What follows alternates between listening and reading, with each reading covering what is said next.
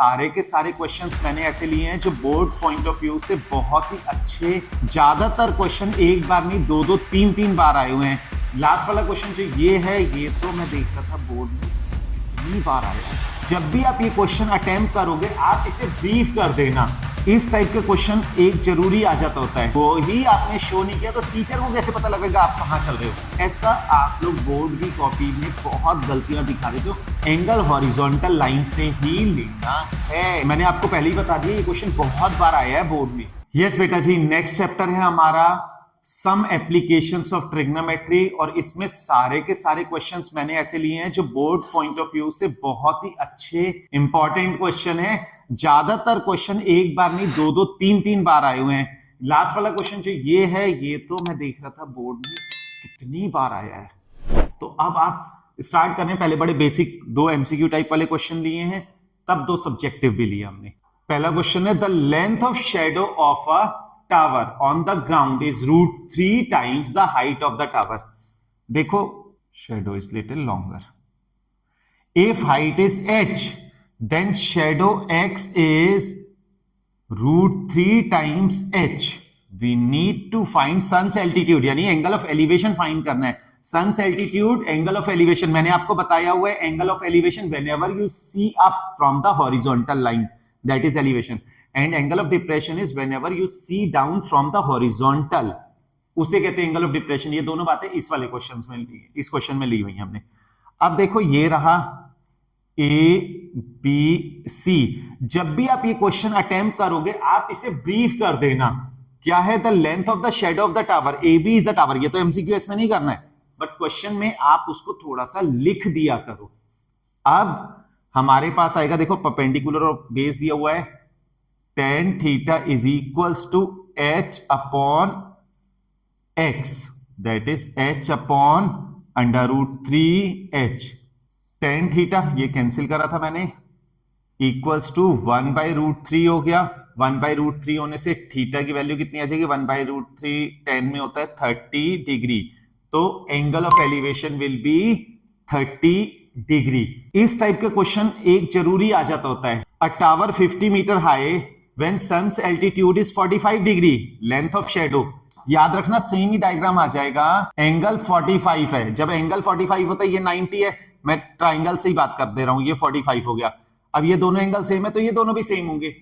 Tower 50 metre high है तो shadow भी 50 होगी। Length of shadow will be equals to height of the tower when angle is 45 degree. Angle 45 में ये दोनों चीजें सेम होंगी, और अगर ये निकालेंगे तो ये हो जाएगा 50√2। इसे निकालने को कहा नहीं, हमें यही फाइंड करना था। तो अब आपको बात समझ में आ गई है, ये दोनों सेम होते हैं एंगल 45 के केस में, क्योंकि tan 45 is equals to perpendicular upon base हो गया। tan 45 1 equals to perpendicular upon base, so perpendicular will be equals to base in the case of angle 45 degree. मैंने ट्रिग्नोमेट्री से भी कर दिया, मैंने आपको ये ज्योमेट्री से भी बता दिया। अब जो क्वेश्चन है ये बहुत इंपॉर्टेंट क्वेश्चन है। Window is 10 metre above the ground. ज्यादा बेटर वर्ड ये रहेगा, मैंने तो शॉर्ट में लिखा हुआ है।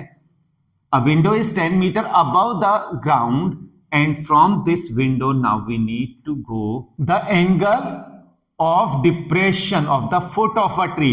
Here is a tree.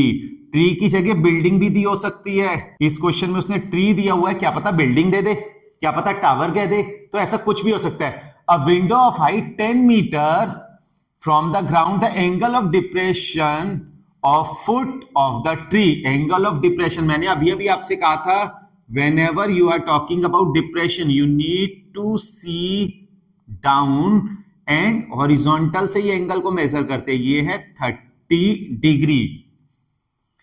And angle of elevation of the top of the tree, elevation of the top of the tree is 60 degree. अब ध्यान दो ये 90 है। विंडो यानी बिल्डिंग परपेंडिकुलर होती है, ट्री भी परपेंडिकुलर फ्रॉम द ग्राउंड होता है, ये हॉरिजॉन्टल लाइन भी परपेंडिकुलर है, ये भी परपेंडिकुलर है, यानी ये रेक्टेंगल बन गया। ये 10 है तो ये भी 10 हो गया। इसे मैं x सपोज करूंगा तो ये भी x हो जाएगा, और इस इतनी हाइट को मैं h सपोज कर ले रहा हूं। नेमिंग कर दो A B C D E. Let CE is tree of height h plus 10 meter and distance between building and tree is BC, that is x meter. ऐसे करके जो जो चीजें आपने सपोज करी हुई हैं वो सारी बातें आप मेंशन कर दोगे. अब पहली बार मैं चल रहा हूं इन ट्राइंगल ए बी सी. याद रखो आप जिस ट्राइंगल में मूव करते हो अगर वो ही आपने शो नहीं किया तो टीचर को कैसे पता लगेगा आप कहां चल रहे हो. अब ये देखो ये एंगल 30 है तो अल्टरनेट इंटीरियर से ये भी 30 हो गया. tan 30 is equal to perpendicular A B upon base B C. tan 30 हुआ 1 by under root 3 equals to 10 upon x. This implies x equals to 10 root 3 metre. अगली बार चल रहा हूं इन ट्राइंगल ए डी ई. अब 10 60 हो जाएगा is equals to D E upon A D. 10 60 होता है root 3 equals to D E H है और ये है A D 10 root 3. So H will be equals to 10 root 3 into root 3. H आ गया root 3 into root 3 3 into 10 30 metre. Height H वाला part आ गया 30 मीटर. टोटल हाइट यहां लिख देता हूं equals to 30 plus 10 40 metre. Height of tree find करनी थी 30 ये आया था प्लस ये 10 तो टोटल 40 मीटर हो गई. Height of this tree will be 40 metre.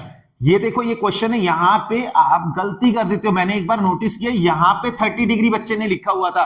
ऐसा आप लोग बोर्ड की कॉपी में बहुत गलतियां दिखा देते हो. बहुत छोटी छोटी बात है. जब भी आप एंगल ले रहे हो एंगल हॉरिजॉन्टल लाइन से ही लेना है. इस बात में गलती नहीं होनी चाहिए अदरवाइज क्वेश्चन अपने आप ही कॉम्प्लिकेटेड हो गया और मार्क्स नहीं मिलेंगे.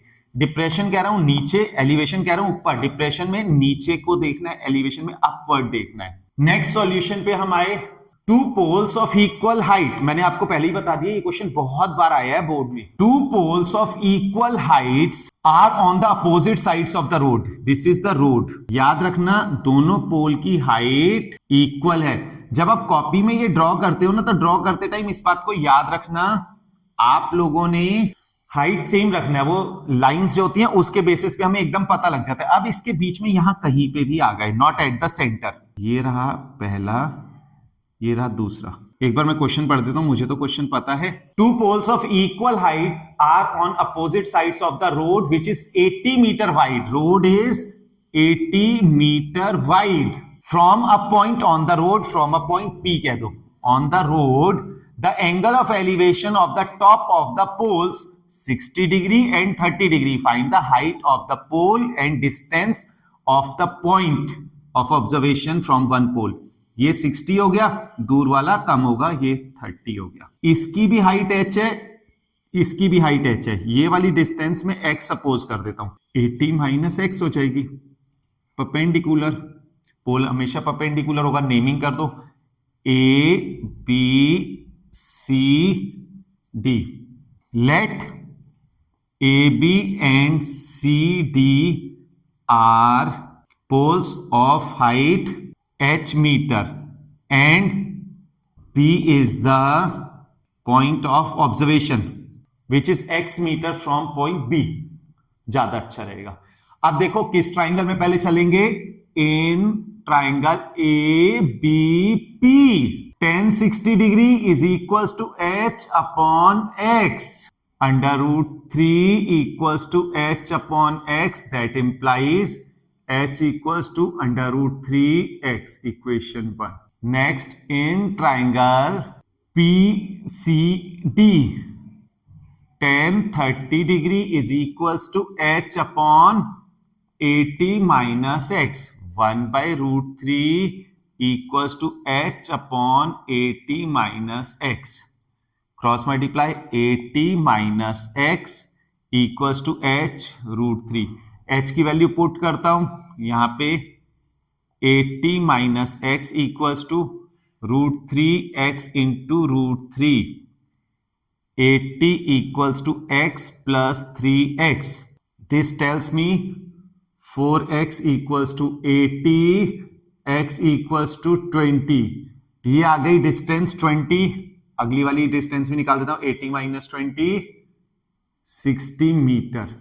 अब मुझे h निकालना है, तो h पुट इन 1 कर दो, h equals to under root 3x, x कितना है 20, so 20 root 3 metre is the height of the pole. दोनों पोल की हाइट सेम है तो इतना ही हो जाएगा। अगर कभी क्वेश्चन में रूट 3 की वैल्यू गिवन होगी तो 20 इंटू रूट 3 की वैल्यू गिवन है अगर 1.73, तो ये कितना आ जाएगा 0, 3 into 2 6, 7 into 2 14, 2 1 2 1 3, 34.6 metre will be the height. ये तब है जब क्वेश्चन में ही रूट 3 की वैल्यू गिवन है, नहीं गिवन है तो पुट नहीं करना है, गिवन है तभी पुट करना है। तो ये बात भी याद रखना, अगर रूट 3 की वैल्यू आपको गिवन है, क्वेश्चन में ब्रैकेट में दे देते हैं, तो आपको पुट करनी है, अदरवाइज नहीं करनी है। ये सारे क्वेश्चन थे, इसके संग आपका रिवीजन शुरू हो जाएगा। प्रैक्टिस करना, लिख लिख के प्रैक्टिस करना ईच एंड एवरी क्वेश्चन, क्योंकि मैं हमेशा से आपको कहता हूं the only way to learn mathematics is to do mathematics. All the best for your exam, keep practising, keep revising. Thank you.